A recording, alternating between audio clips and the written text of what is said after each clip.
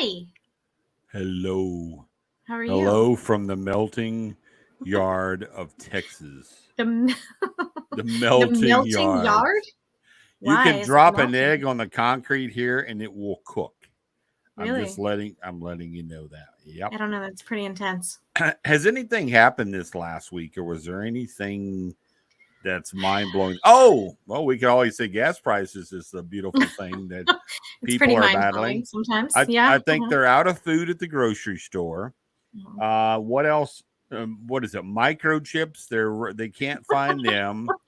They're not. All the good news tonight, folks. You don't need to watch your local news. Keep It's it here right tonight. here, We Channel have world 13 and events live tonight. news. Yeah, I was watching and I got to thinking. It's like, how does this stuff go from being there years ago and now it's like it's gone? And Yeah. I just don't know. But that's why we have this show, right?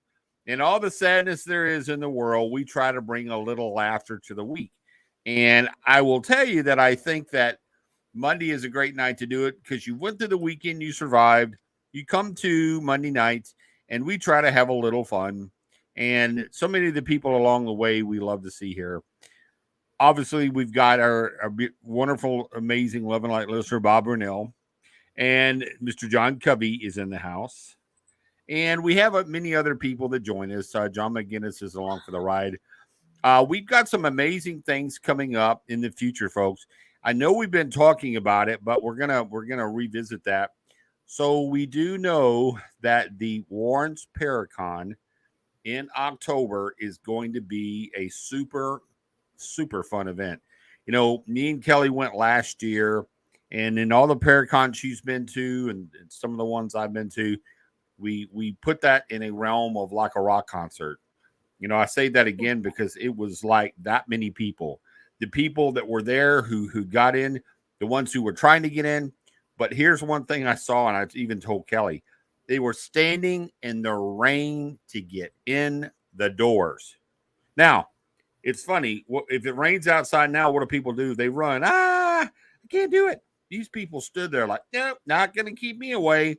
Stood there, got No one's inside, dried taking my off, spot in line. and they're like rocking it, rocking it. Right. So our friend Robin joins Right. us, Fred Richards, some beautiful people. Chad. Chad Thomas in the house rocking it. So we've got so many very cool and beautiful people that join us here on Monday nights. And we're so thankful because, like I said, the 95% of the people in the paranormal that go out there and pound it out, do the investigations, travel, go see, hang out, get out good evidence. That you can go to Bob's page. I'll tell you, got a lot of good content. Robin is busting out some amazing content. And look, Robin. folks, Yeah. Mm-hmm. I've said it before, and I've talked to Kelly about this when we designed this show. You do not have to be on TV shows on, any night of the week and be well known to be a person in the paranormal that's doing amazing things. Go out and do what you do, share, show, and love it with other people. And collectively, it's amazing some of the things we can find. Which brings us to the case of who we have on the show tonight. We have an amazing. I can't wait to talk to him more. I mean, we overlapped at the Paracon, but I can't wait to actually talk with him more because I was very entertained. This guy was a rock star. He's walking around there. Sure. People are like, just want to come up and talk to him, and now I'm gonna try to get this name out, and not. I may need to get Kelly to help me with this. So Kelly, you might have to help me with this because I don't like to mess up names. There's just something about it. So I'm gonna do the big bring in, and then I'm gonna let Kelly say the name because you can't get mad at Kelly. Look at Kelly, folks. Well, they probably could. But all the thousands of people that know this man as Mr. Haunted. Yeah. And we will speak on that later. Is loved and respected by many people. Go to any Paracon, and if you see a group of people, he's probably going to be the one standing there, people coming up to him and want to talk to him. We bring to the show the one, the only Jimmy Petonito. Here he is. Thank you, folks, in the show. Holy right mackerels. Here. This guy, he exists. He's here, folks. Holy mackerels. Live in concert on a Monday night, sold out show. On a Monday night, sold out. That's right. Hey, Jimmy. Thank you. So good to see you as in person as we can. tonight. Yeah, we do. We bring this to you as live as we can, folks. We're all three really here tonight. Yeah, that's spooky. I keep thinking I see something in the background, but then I'm like, I think I'm. When I was doing the radio show, we were talking after the program with the producer and my co-host, and they said they saw a body hanging. See this light over here? They said they saw a body hanging from back there. Oh. Well. So keep your eyes peeled. You may not be the only. Yeah, that's what I say. House out there that's got some spirits in it. It's wow. That's super cool to think that maybe what I saw for a second, and I looked and I thought, no, I'm not going to say anything. But folks, ladies and gentlemen, we're going to turn the mic over to Jimmy. This is an evening with the man, Mr. Jimmy, Mr. Haunted. Take it away. I have nothing prepared. Well, roll it like an improv, like you're up on stage on an improv, man. So one of the things I like to say is tell us a little bit about yourself, and just who you are, and then I'm going to ask a question after all of that. No, I was born a poor little nerd. Grew up in Connecticut. Collected comic books, and we didn't have the internet when I was a kid. And I don't know why everybody wants to know the exact moment you became interested in this stuff, but I collected every book I could when I was a kid on UFOs, ghosts, hauntings, Bigfoot, all that stuff. And once in a while you catch a show like In Search Of, which was a big influence on me. I was like, I don't know, 8 or 9. And there was a show called In Search Of Ghosts, with Hans Holzer was the guest. And he was saying that, you don't have to go to a haunted place to see a ghost. You could see one in your house. So he goes, there's probably a ghost in your house right now. So, being a little kid, I'm like, oh, great. So I asked my mom where a flashlight was, and I went down the basement looking for a ghost. I didn't find one. But then I, when I was a little older, what? You see something? No. But what? What is it? I'll keep going. Keep improving. He's on the edge of the seat. I'm on a roll. I know. What happened? What is it? So when I got a book called Real Ghosts, and I had a picture of the lady of Raynham Hall, that famous picture of the woman descending the staircase, and the guy, I didn't care about being a doctor, lawyer, whatever. I wanted to be a photographer that got a picture like that. That was my goal. Everybody says, "Oh, I got in the field to help people." No, I got in the field to get a picture like the brown lady of Raynham Hall. Oh. So I didn't know where to go. I was a kid. So when I got older, I'm going to go to my incident that happened when I was a kid before we go to. Go ahead. How we got. So I didn't live in a haunted house, but I had an incident that started it all. I was I actually have visual aids for you. Can you see it? Oh, yes. That was you. Yeah, that's me and my mom. And she was having visitors over, and she says, Jimmy, I was a little nerd. She didn't want me hanging around. She said, go upstairs in your bedroom while my friends are over. So I said, okay. So I did. I was watching, see this right here? Oh my God. I was like, this is exact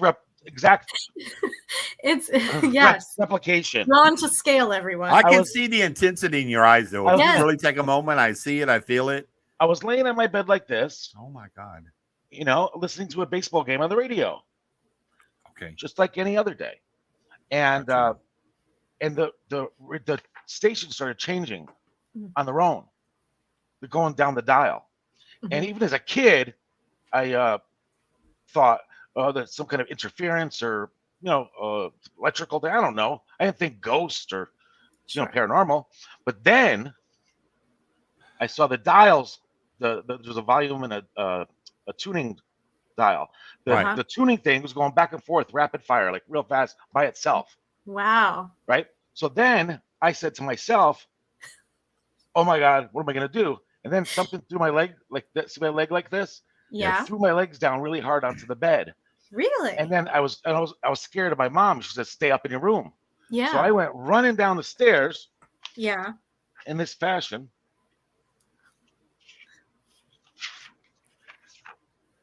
Right? Oh, she's mad. Oh my God.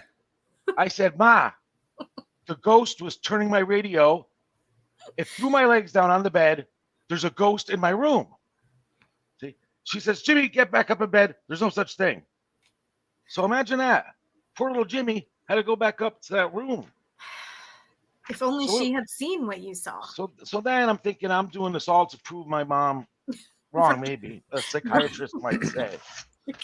So then when I got old enough, I also had 2 big UFO incidents growing up. I saw I was still around 10, 11 years old, and my dad took us on Sundays because he lived elsewhere. I think he left because I was a little disappointing nerd. And he would pick up me and my sister up on Sundays, and we were driving to his new place, and we got to a certain part of it was like a 4-lane highway, and all of a sudden every car was parked on the side of the road on either side, and everybody was looking up in the air, every car. So we pull over and look it up, and it was and as a kid I always loved flying saucers, and I said I want to see a flying saucer one day, and this was a cigar-shaped craft. And I was disappointed. I said, I want to see a flying saucer. I don't like this. But send that one back. Send the right one. This is not what I see on TV. Yeah, but I knew about the cigar shape because I used to buy the books. But it was the most beautiful. I can't even explain. It had those lights on it. It had no pattern or anything. Just these beautiful lights on it, and it was cruising right on top of the tree line down the whole road, just really slow, no sound or anything. And then it got to a certain point at the end of the tree line where it just zoomed off into the sky. It took a left and zoomed up. Of course, nobody had cameras, and then I remember he got back home and he called the police department, like they're going to tell him something. And they said, oh, that was a blimp. Like, blimps don't take off into the sky. But, and I'm still trying to find people that witnessed that same thing, because it was such a there had been thousands of people that watched that. It was probably part of one of these major sightings, but I just got to get the year right. Then I saw, around a year later, I saw this, we're going over a bridge on the highway, and I saw this sphere, like it might have been 50 feet in diameter, with spikes coming out of it. And almost looked like, the jacks you play when you're a kid? It looked like almost like one of those with a big middle. And every other spike had a little red light at the end of it, and it was like 100 feet over the water. It was making these weird it was just zipping here, just random. It didn't look like I had it. It was weird. And then I didn't tell a lot of people that story because I never heard of anything like that. And then when I started making friends in the UFO community, I confided in them. I said, hey, I saw this when I was a kid. And then they said, oh, spiked UFO. Yeah, people see those. there's pictures of them on the internet that so I don't know. I had a lot of weird experiences that got me interested. So after these incidents, I saw Ed and Lorraine Warren speak at my college, and they told us about the White Lady of Union Cemetery, and that I said, this is my opportunity to finally get my picture of the Brown Lady of Raynham Hall, because I found out where it is finally. And so I was under the assumption that this lady just walks around. Like, she walks around and you go take her picture. So I said, I'm going to go take this woman's picture. So this is my interpretation. Jimmy. Oh, okay. Probably about 20 years old. Looks like a clear night, Jimmy. It was a clear night when you were there. Somewhere around a cemetery. I'm getting a feeling. Maybe fall time, winter, maybe spring. It was fall. Okay. It was dark. Okay. My marker started getting low, so I didn't want to color it all in. Okay. But that's a moon. Yes, no cut. Yeah. Jimmy, before I did this, I taught kindergarten almost 2 decades. This is pretty good. You are doing a real good job with the details of your picture. I would give you a big scented sticker through the screen. I have a beautiful story about why I do these too. I love it. If I remember, my mind goes. I love it. So I went. I spent a couple hours there. I didn't see the White Lady. I was very disappointed. So then I said, well, at least I'll take some pictures showing I was here. It's off my bucket list. Okay. But then when I got my pictures developed, guys. Really? I'm exaggerating a little bit. But, wow. But I got some mysterious images on some of them. I'm not going to be able to sleep tonight. I know. I'm not. Keith's I'm not gonna talking, call me now at midnight saying he can't sleep. Kelly. Not again. Not again. I can't. I'm gonna send this. I'm gonna mail this to you, Keith. Oh, Yeah. Hang it up. Thanks. Yeah. No.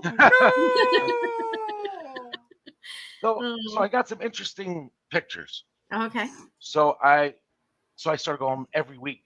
Like for a year, I probably went multiple times I didn't have kids yet or nothing, so I would go almost sometimes 2, 3, 4 times a week, and I had hundreds and hundreds of pictures. Some, if you keep going, you're gonna get some cool stuff.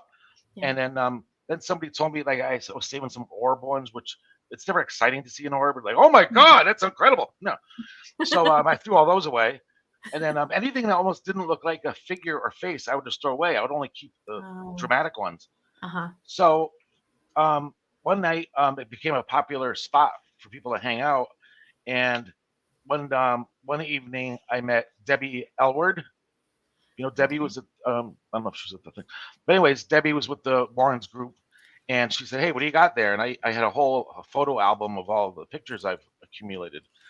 And she goes, oh my, these are great. She goes, Ed and Lorraine would love to see these. So I'm like, wow, they came to my school. They want to see my picture. So she invited me to see them the next week. So I brought my album there, and I went up with my friend Rick Those Clark. pictures we just saw? Similar, yeah. Okay. and of course, I think they're like, you're going to be rich off these things. So my friend Rick told me, he goes, you have some really good pictures there, and they're probably going to try to, like, they're going to want them. I was like, nobody's getting their hands on these. I'm going to be a millionaire selling these pictures. And then, so when we got there, of course, Lorraine said, oh my God, sweetie, these are so good. Can I have them? I'm like, yeah, here you go. Take them. Oh my God. But then that's cool. She used a few of them in their presentations. Okay. So it became part of the show after watching them. And that's how I got there. Okay. So that's a good intro. Yeah, it is. So good intro. I'm learning so much about you and your artistic skills right now. Way to go. One of the things I'm thinking. I want to ask though, so we'll take a little moment for a question. So, we get a lot of these things, we see them, we hear the stories of the folks coming on the show, but I want to try to get with the listeners, and mine is this: how did you get your name, Jimmy? How did you get your name, Mr. Haunted? Funny you should ask. Okay. Because a lot of people are like, who the hell is this guy? He's Mr. of all the haunteds in the world. Mr. Haunted, this guy. Who knew? Nerve. Who knew? The audacity. The audacity of boldness. This guy. Well, when AOL first came out, we were all on AOL. And it was so new that I could have almost been John on AOL. And my name was taken. It was going to be Jim. And Mr. Haunted was available. I was trying to think of haunted guy, ghost person. Mr. Haunted just became my email name. So that was it. And then after assisting in dozens of exorcisms, I had 2 daughters, and I said, I started coming home saying, what am I doing? Maybe I should take a break from this stuff. I have 2 young girls, and maybe I should kind of keep that out of the house. So I said, I'm going to take a break from all that stuff.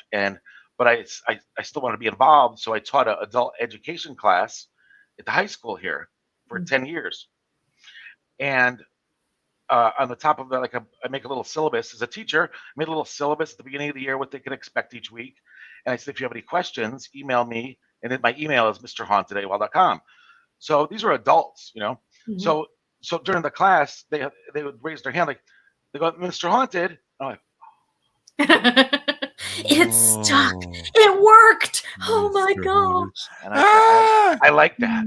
And that's how it happened, ladies and gentlemen. And then his heart grew 3 times. So if there's somebody out there that would take the title almost of Mrs. Haunted, and I mean like out there with some things that kind of abroad and to and fro, and I've actually investigated with her. I think that she kind of has these spirits that tend to almost in a sense just like tag along with her. And some others have some amazing things kind of at their location. Is that that would be Lydia Johnson. Now, some others have as much or more amazing stuff at where they reside, but I've been with Lindia, and I guess it's the fact that a lot of these places that she goes from and to and go, and it's almost like catch the Lindia Johnson Express line.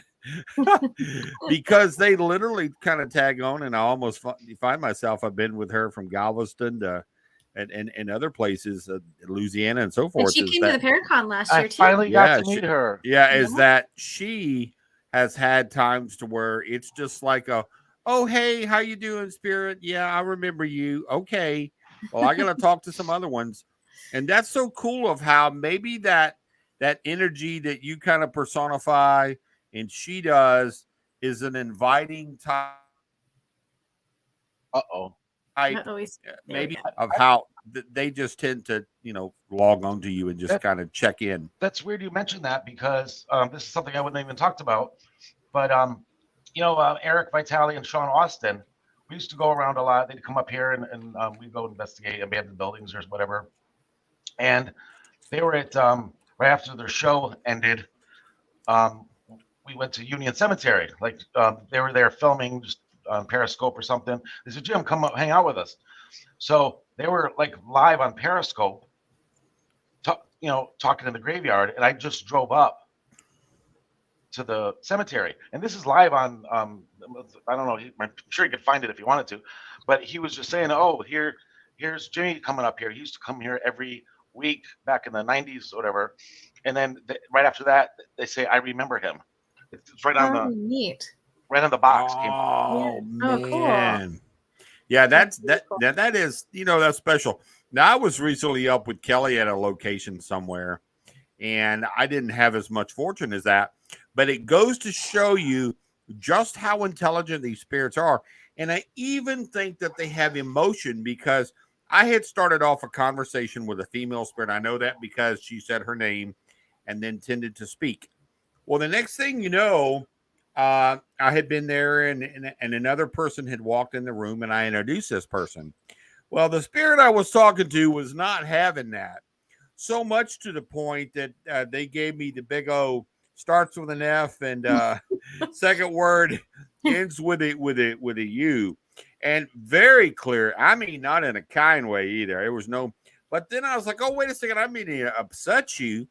And I was like, was this your room? Is this your room? I mean, all respect. And the spirit goes, maybe. And I was like, okay. I try to get back on terms, re-engage. She's like, I'm not having it. Goodbye. And I mean, after that, but she wasn't finished. Later that night, I had my first experience of actually being touched by a ghost. And I'm not in a nice way either. I wasn't smiling afterwards. Got pulled from the bed. Then she went across the hallway, we suspect, and locked the doors so people could not get in their rooms. So it goes to show you that whether they're kind and they're like, just happy hanging out, or even if you really do upset them, that they had those abilities to have that in-depth of thinking and also do it to a point with physical type activity. So I was, that investigation goes by one of the coolest ones, coolest moments in time. But we do have a question for you, and we have two questions actually. Robin posted a question earlier, and then for the listeners, I wasn't able to sign in early enough to make a login, so I can't see the people here. So if I'm ignoring you, I can't see any names here. So. I see one of them. So one of the ones I see, I'll go to. It's and Robin does go, what is your go-to piece of equipment? Do you have something that you use and you are do well with? Well, Robin, I'm old, and my favorite piece of equipment is my tape recorder, because because even taking, you're not going to get answers or anything else except audio. You can take pictures of everything. It's not going to tell you anything. I like using the old-fashioned tape recorder because the new ones are really cool and everything, and I've seen some crazy stuff, but you always have that in the back of your head. There's already pre-programmed noises or the radio, whatever. So if you're using an old tape recorder, if you get a voice, where'd that come from? So not that I go out all the time now and do this, but I prefer the tape recorder because you can actually get a question and answer and learn something from that. Thank you. Mr. Wes Coleman in the house. Wes Coleman. Yeah. Yes, that guy. And that guy. Robin had a 2-part. Well, she asked one earlier too. She What's asked the other one, Kelly? That she said, "Oh, you were involved in exorcism. Can you explain a little bit about how you got into that?" Holy mackerels! Who asked that, Wes? No, Robin did again. Robin's on fire. She has great questions. Robin does. Robin's on fire. Well, Robin, I didn't actively search out being involved with exorcisms. It was just it started with back in the olden days. Believe it or not, even though I made like $5 an hour at the time, I had a video camera. So Lorraine said they're doing it. Now I don't count exorcisms of houses as exorcisms assisting in like mine are like I count 50 as real people, but they're doing an exorcism of a house. We're doing an exorcism of a house next week, and if anybody with a video camera, we'd like them to record it. And I was like, yeah, I want to go. So she said, okay. She goes, but you have to be in a state of grace. You actually have a picture for this. Robin, you're psychic. No. Hell yeah. So Lorraine said, you have to be in a state of grace to attend the exorcism. I was like, what's a state of grace? She goes, you have to go to a confession. Oh, okay. I haven't gone to a confession since I was, You looked a little scared at that idea. Where's the confession picture? I need to see it. I'd like right to see it. Okay, what is it? Oh my God. So oh my, he seems surprised a little bit. So this is the priest, and this is me. Uh-huh. And he seems surprised, Jimmy. Look at the intensity of you, though. That look at on his your face. Yeah. Look at his face. What he just heard, he's like, oh, say 1,000 Hail Marys and pray for the next year. Pretty much. I'm still finishing up now. But I told him, I said, forgive me, Father. It's been, 7 years since my last confession. He goes, why now? I said, an exorcism next week. And he said, what? And you have to have the little privacy, you have the little, yes. Yeah. He came out and went in my curtain and pulled me out by my arm and says, tell me about this. And he sat me down and had a long talk with me. They're really interested in that stuff. And, wow. So, yeah. So anyway, so that was the first exorcism ever. But then there was a group of us that when the Warrens had a very large group back then, and they had so many cases. So a lot of times,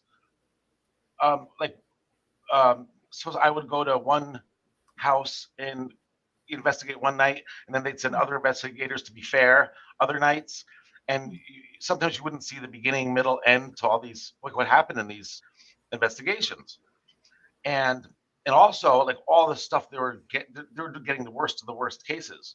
And some of us are like, like I would like to just see an Aunt Jenny ghost instead of somebody getting scratched and beaten or something, just a regular. So he said, we had our own little group that said, let's, even if we get one case ever, we could follow it from beginning, middle, end, and have a nice little story, because a lot of times we just were in and out of they were trying to be fair to everybody, Sure.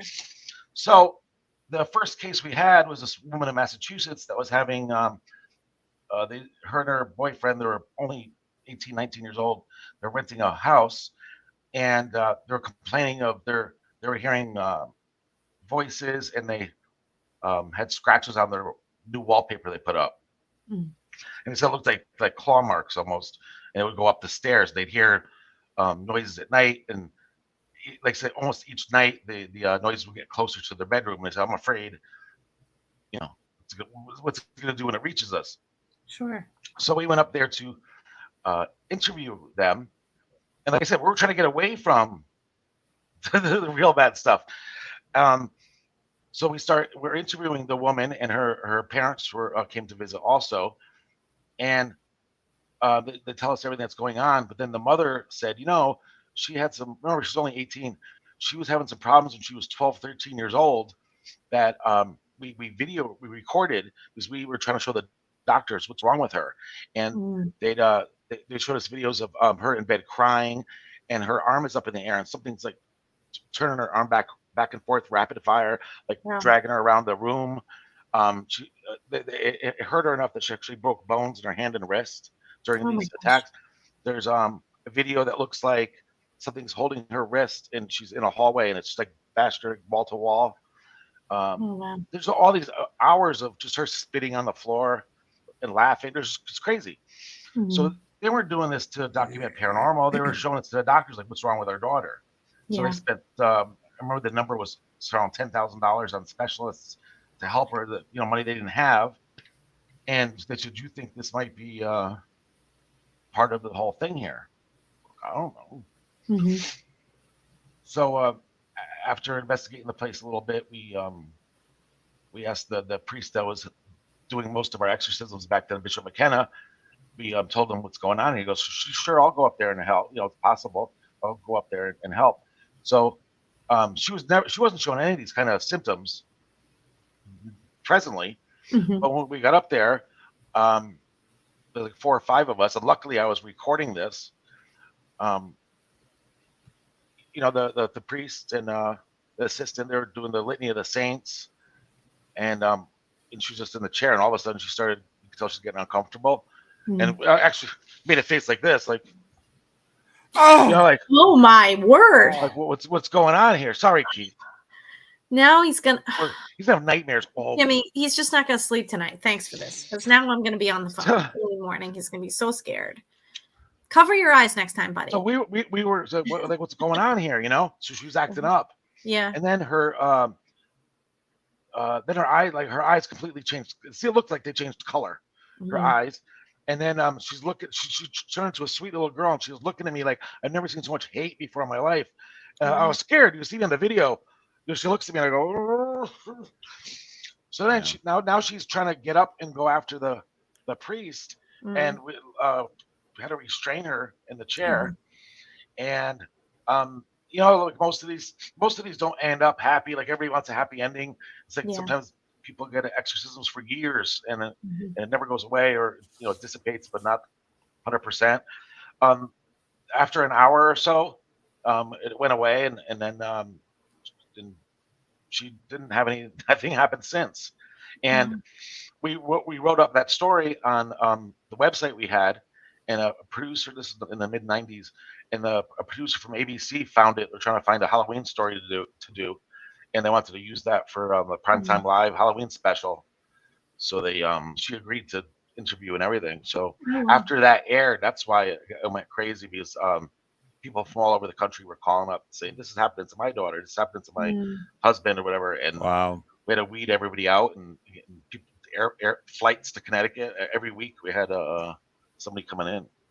Well, so that story in and of itself is one that is like, you know, when you hear that, you almost, it haunts many people. But Bob does ask a really good question. So with everything in your lifetime, if you had to really think, what would be the one that really maybe even haunts you the most, or you think, wow, if there is one case that stands out, this is the one?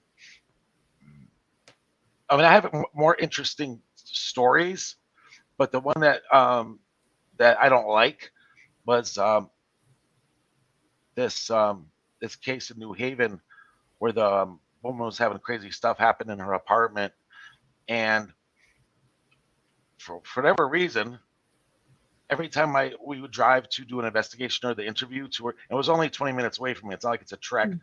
My car would overheat, and it became a thing. So I would drive there and I'm expecting, okay, I got to let my car overheat and just wait.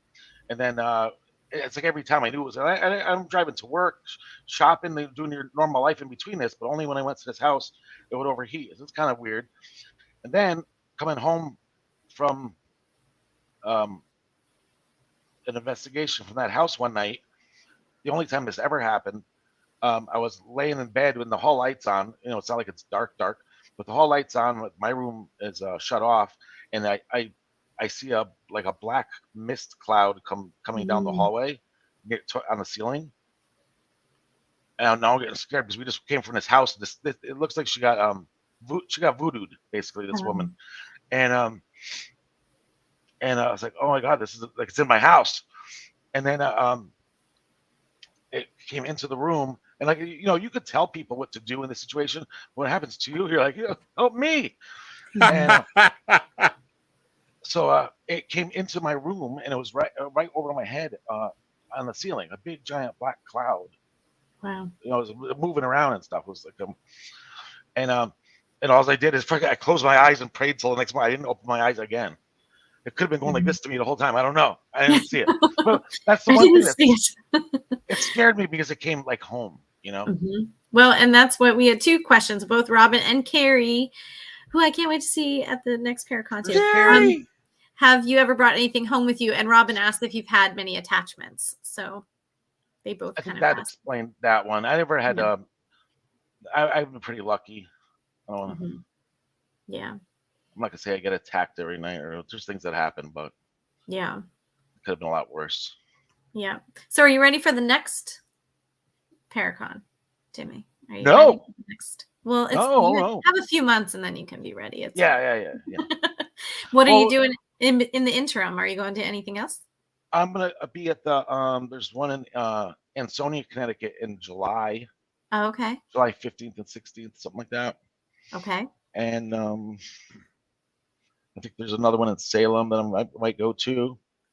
But at least we know what to expect this year. I don't think anyone expected. No one expected what happened last year, and you were there. Right. I think it'll be nice to have a bigger venue for sure. Yeah, that was crazy. Yeah, it'll be a good time. And when people see you at these things, you're okay with everybody coming up. I mean, I think you were a social butterfly.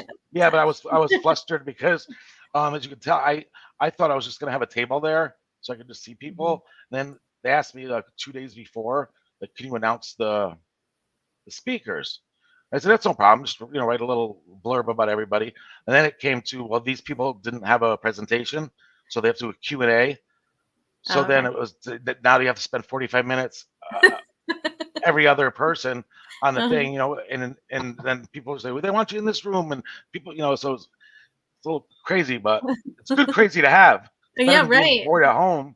Right. So Jimmy Bob asked another great question, and this is something out there that we hear about, and some do and some don't, but his is, do you practice any grounding before going on to an investigation site? I want to know what Bob's definition of grounding is, or what you would say grounding is.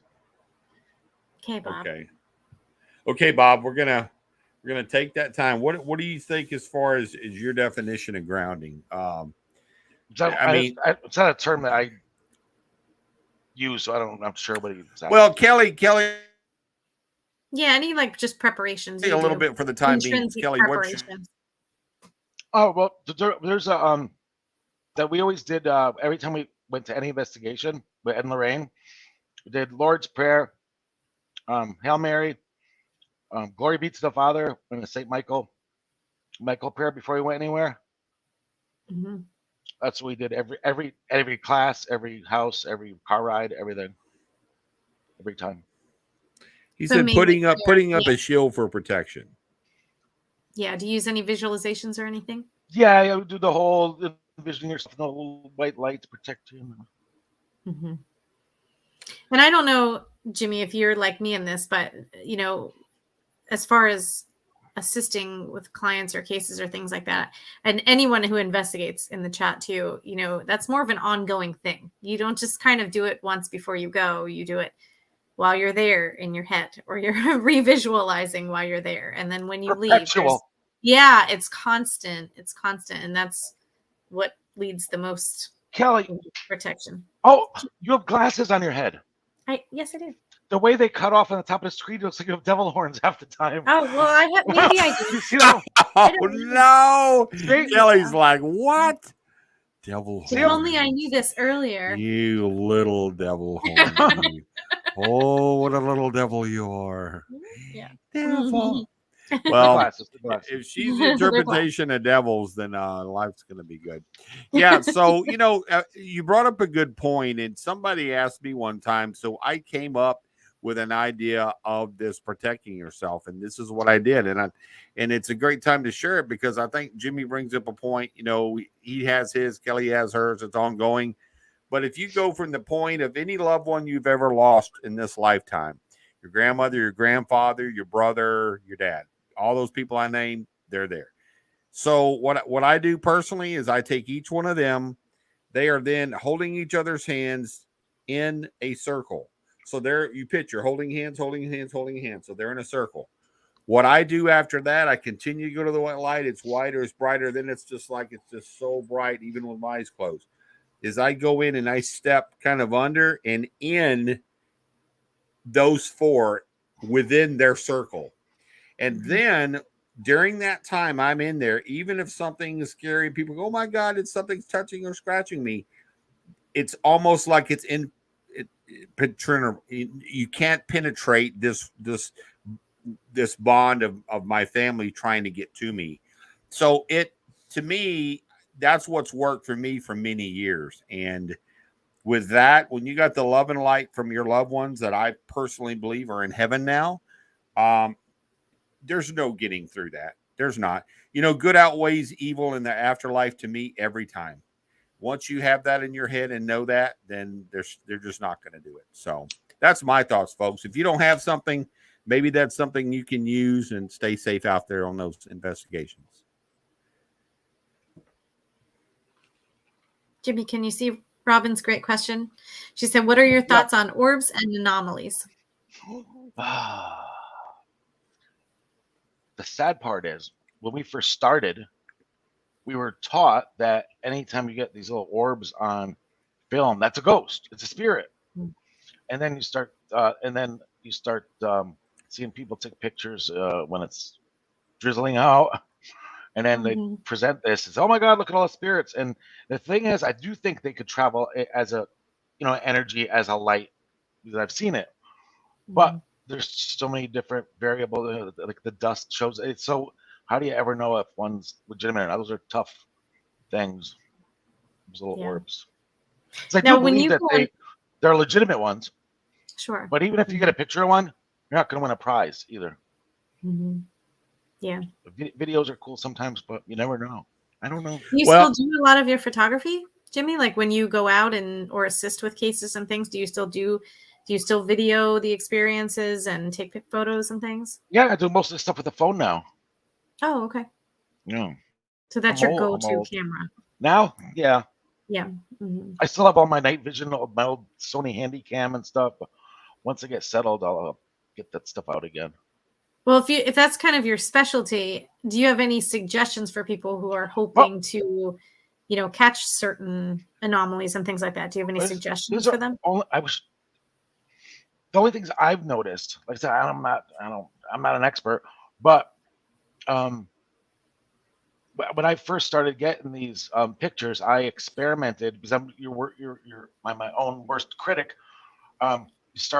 I started taking pictures of what cigarette smoke looks like in the air, like what a car exhaust. I purposely went when it was foggy out to take pictures of what fog looks like when it's drizzling out, what it look like when it's drizzling, when it's snowing, to see what, just to see what the different things look like. And I used to even a slideshow showing this is snow, this is, but I also noticed with the pictures, and you guys might agree with me, getting a picture or a really good EVP, it seems like when you first go to a location, they're curious and they come out like, what are they doing here?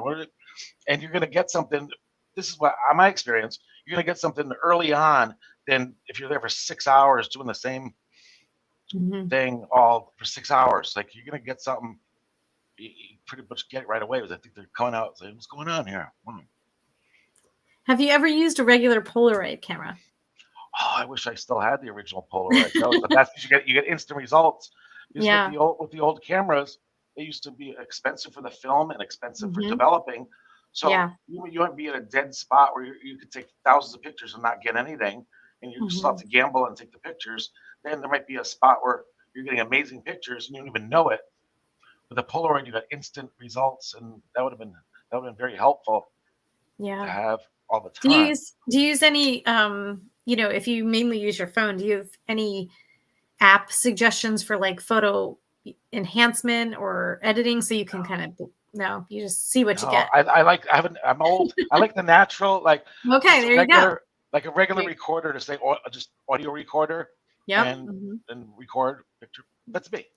And review. These young kids have all cool new stuff. Let them do it. Let them do it. Yeah. Keith, what's behind you on your bookshelf thing that's blinking? Oh, that's blinking on mine? Yeah. Oh, geez. It's probably one of my friends playing with toys. Okay. Actually, I got something that's that's in the paranormal that I just got that has got released. I was fortunate enough to get the one that they Come on. You came have to out rub with. this in. You have to rub it in. Now I won't be going on vacation anytime soon, but yeah, it is a very cool little toy, and I'm going to be doing some research with it soon. Oh, Bob Burnell has a question. I find that as Jimmy, Al's in the chat, Jimmy. Bob is here. Yeah, Bob and Al. Bob and Al.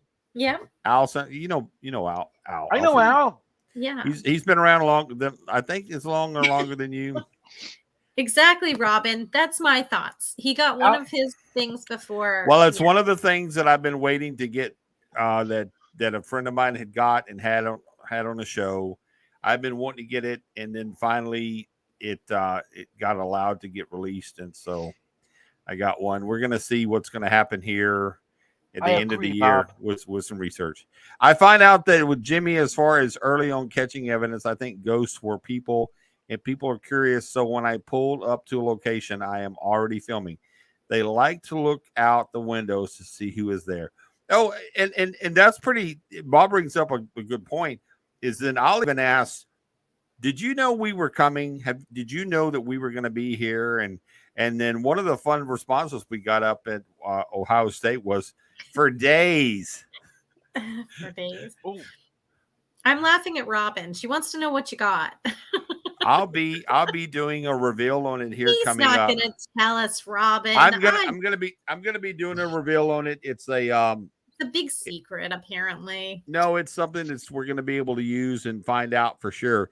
And the reason why is because Jimmy brought up a good point. When we talk about all these orbs and anomalies, when you see things that you say are dust, this particular piece of equipment will define that, no, this is what dust looks like, because we're going to be able to frame that.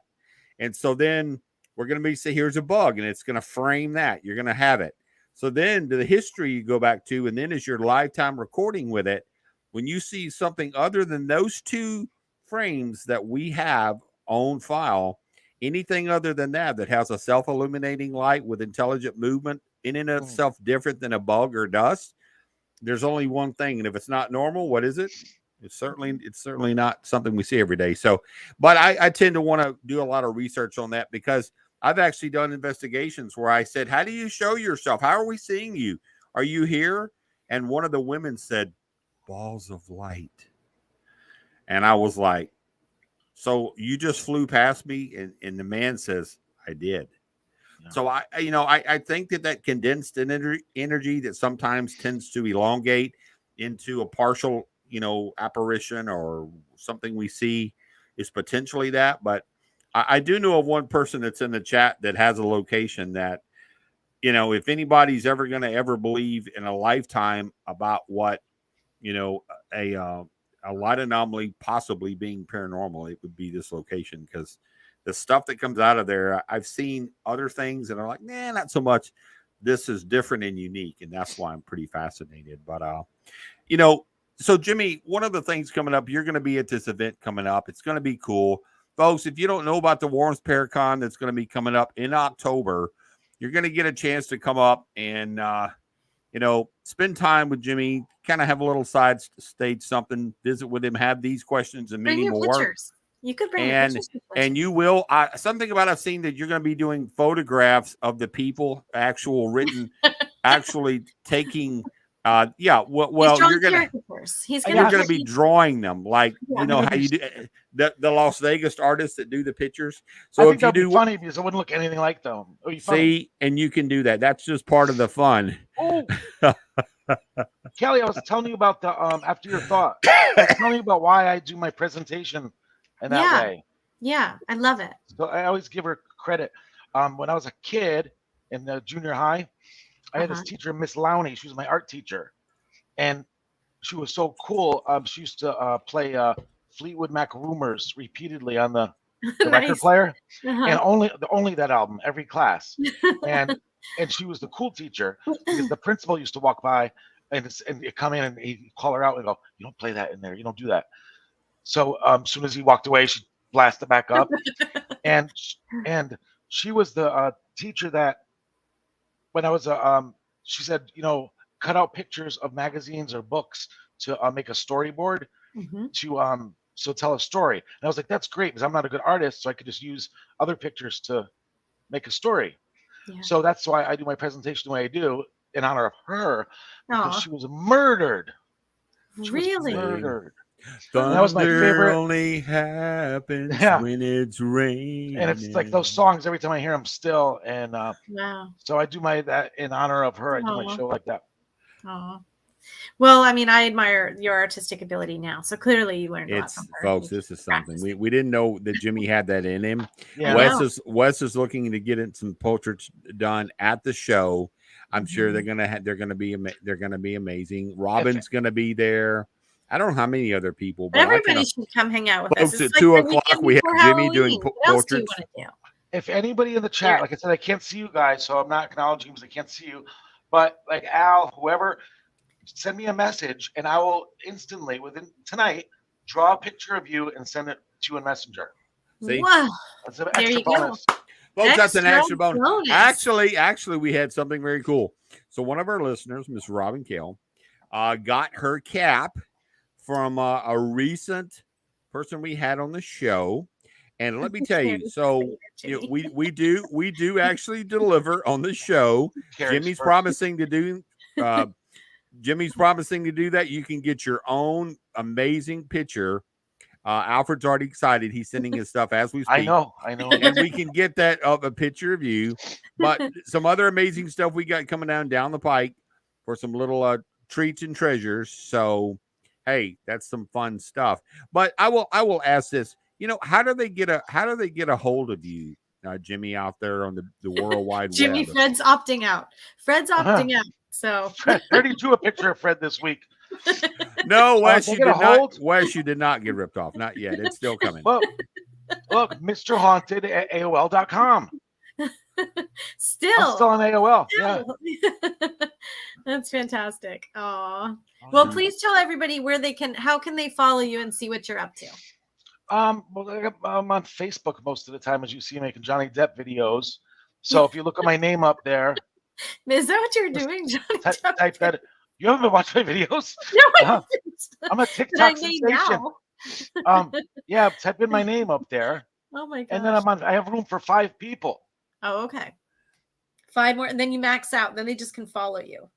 So Eric just chomped in and took a break from the drums. He says, Eric, he's got Eric Fratelli. I gave Eric a shout out earlier. As you got Mr. Haunted. Exit light. We don't own the rights to also never lie. Yeah. You don't own the rights to the mute. Yeah. You can't do that. I am the drummer, actually. That's why I sit in the back and just play the beats that I don't sing. We already got a copyright strike and we didn't have a replay yet. Oh no, Lord. Nope. Yeah. So that's a No favorite band of so many. Yeah. Well, everybody go follow Jimmy on Facebook. If you can't be his friend, you can follow him. If he maxes out on friends. I think he is. On Facebook. So make sure that you follow him. And then you'll be your next adventure is in Connecticut in July, you said? July 15th, 16th, that weekend in Ansonia. Okay. But that'll be on your page too. So I gotta give a shout out to Secret Squirrel. Thank you. Secret Squirrel, Jimmy? No. Secret Squirrel.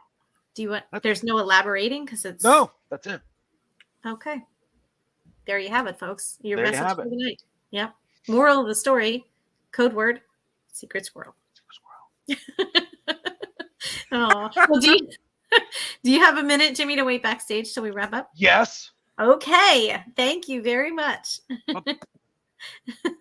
Oh my goodness. Folks, that's right. You feel the energy tonight. Bob says the Texas cactus juice. You got Wes over there. Who and he knows, would keep Bob? his Who own. knows what Wes, I don't know what he's on this evening. I don't know. I was having a great. He always has something there, but I don't know. Well, you see the fun we do out there. So folks, it is about trying to learn from the show, but we did get to know Jimmy. We got to know a little bit about his history in a very comical way, no doubt. But you are going to get to meet the man, the myth, the legend at the show. What show is it, Kelly? You have to come. You have to all come. Warren Seekers of the Supernatural Paracon, October 29th of this year. And it's now at the Mohegan Sun Casino in Connecticut. And I'm so excited. I may or may not already have thought about a Halloween costume. There's going to be something like a party. So, folks, everybody in the chat, Eric's been in the chat. Put the word out there. Share the love. Share the light. Put the word out there on the street. Let people know about the show. It's gonna be amazing. I mean, last out it was a rock show, sold out. I mean, it pretty much standing room only. Everywhere you look, the aisles were like you're trying to crawl through. Yeah. But it was a really cool show. Everybody had a ball, and I'm looking forward to it this year with a lot of get to see some friends again. And Carrie's letting us know Annabelle goes gambling. Well, Annabelle, I don't know what she's going to be up to, but we'll see. But a fun show, nonetheless, fun show with all these wild, fun people in the chat, and then us, and who knows what's going to happen. I mean, it's either way, it's going to be a rock show, and to get to be at what a cool location, right? The Mohegan Sun. Oh, right? yeah, for that's sure. That's a place I've looked up a lot of concerts there. My God, they've had some amazing concerts there. Yeah. Over the years. It'll be a super time for So sure. if you want to be a part of the action, do so. Yeah. Get your stuff now. Hey, I think they've already put the word out there about the tickets. So they are. Jump the on link them. Is active. Yeah, the link is up. It's out there. You can get them now and don't have to cry later. I mean, because when it's packed, it's packed. So, but get them now. We're excited to be a part of it. Dan and the guys and Eric and everyone else. So I'm looking forward to it, folks. And we really hope that this show every month, the Mondays we have the shows every other Mondays. You enjoy them. If you got some guests that you can want to send something to us, we can look for in the future. We got a lot of the guests from the show that's going to be at the show on our list already. But if you have some that like, I'd really love to see so-and-so on the show, send that to us and we can, say a prayer, eat our vitamins, and maybe something will come true and we can get them on the show. What that code was is that Kelly can message the people and see if they'll come on the show. That he says like say a prayer and eat our vitamins. What he actually means is, hey, Kelly, I try to message this person and get them on the show. I do call them like, hey, can you be a part of it? Yeah. And then they're like, yeah, loser. Beep, all tone. So then Kelly's like, so could you? And boom, they're on the show. I'm like, well, there you go. He's all right. Stories. Everyone knows you tell stories. Okay. Hello, all right, buddy. So right, anyway, we'll be back in 2 weeks with our next guest, and we're not going to tell you who it is. Well, I got to tell you who it is, but it is a big one out there. TV, everything, the whole thing. You're going to go, how did you get them? We got him on the show, and it's going to be fun. So how many weeks? 2 weeks, folks. Love, light to you. 2 weeks. Yeah. Deuces. We'll see you soon, everybody. Bye-bye.